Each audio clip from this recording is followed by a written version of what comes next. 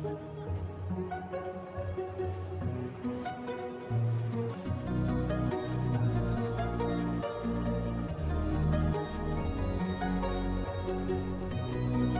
पानीपत की दूसरी जंग के बाद हिंदुस्तान पर अकबर का राज हो गया और ये मुमकिन हो पाया था बैरम खां की वजह से।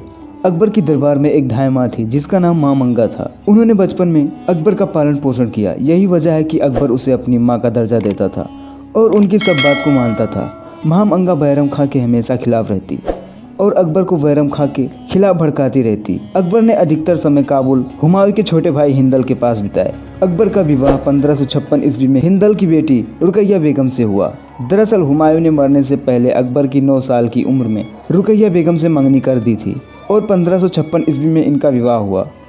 उस वक्त अकबर महज 14 वर्ष का था। रुकैया हुमायूं के छोटे भाई हिंदल की बेटी थी और अकबर की चचेरी बहन। अकबर अब बड़ा हो गया था और वह सल्तनत के फैसले खुद लेने लगा। बैरम खां को भी लगा कि अकबर अब मुगल सल्तनत के काबिल हो गया है। अकबर ने बैरम खां को सलाह दी कि वह मक्का हज के लिए जाए। दोस्तों, बैरम खां की मौत के पीछे कुछ इतिहासकार महामंगा को दोषी ठहराते हैं। बैरम खां शिया था और हिंदुस्तान में मुसलमान अधिकतर सुन्नी हैं और अकबर के दरबार में भी अधिकतर लोग सुन्नी ही थे। इसलिए उन लोगों को यह बात खटक रही थी कि मुगल सल्तनत को बैरम खां कंट्रोल कर रहा है, जो कि एक शिया है और दरबार में सभी अमीर सुन्नी थे। और ये बात सबसे ज्यादा खटक रही थी माम अंगा को, जो अपने सगे बेटे आदम खां को मुगल सल्तनत का राज्यभार सौंपना चाहती थी। बैरम खां हज के लिए जहाज पकड़ने व समुद्र की ओर जाता हुआ पाटन, जो कि गुजरात में है, वहां पहुंचता है और शाम का नमाज पढ़ने के बाद नीचे उतरता है। तभी मुबारक खान लोहानी 30-40 पठानों के साथ मुलाकात करने के बहाने वहां आ गया और बैरम खां से हाथ मिलाने के लिए आगे बढ़ा। लोहानी ने पीठ में खंजर मारकर छाती के पार कर दिया और कहा कि मच्छीवाड़ा में तुमने मेरे बाप को मारा था, उसी का बदला आज हमने ले लिया। जब इस बात की खबर बादशाह अकबर को हुई तो अकबर ने बैरम खां के बेटे अब्दुल रहीम, जो कि उस समय 4 साल का था, और बैरम खां की पत्नी सलीमा बेगम को दिल्ली बुलवा ली और उनसे निकाह की और उन्हें अपना बेगम बनाया। दोस्तों, उस दौर विधवा औरतों के साथ बहुत ही बदसलूक किया जाता था और उन्हें बुरी नज़र से देखा जाता था। दोस्तों, आप हमें कमेंट में बताएं कि अकबर ने सलीमा बेगम से निकाह कर लिया, अच्छा किया या नहीं। बैरम खां की मौत के बाद अकबर पर पूरा प्रभाव उसकी धाय मां महामंगा के आ गया।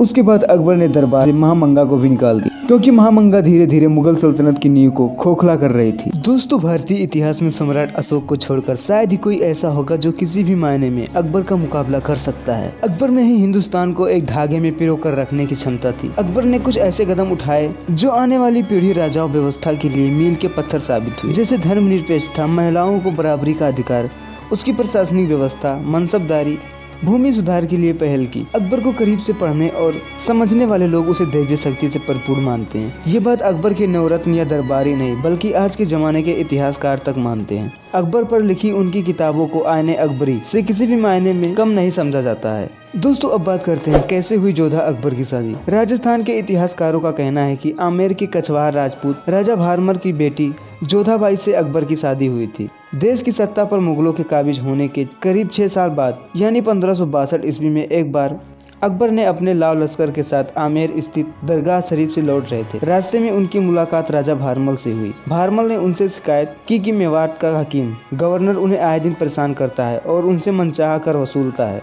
यह सुनने के बाद अकबर ने भारमल को इससे मुक्ति दिलाने के लिए 2 शर्तें रखी।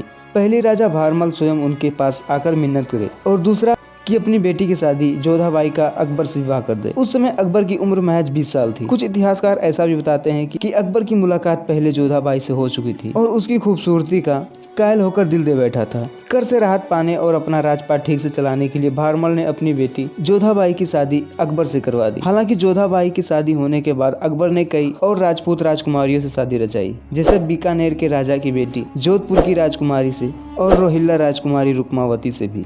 दोस्तों, उम्मीद करता हूँ यह वीडियो आपको पसंद आई होगी। इसी तरह की वीडियो पाने के लिए हमारे इस चैनल को एक सब्सक्राइब कर दीजिए और वीडियो को एक लाइक कर अपने दोस्तों के साथ एक शेयर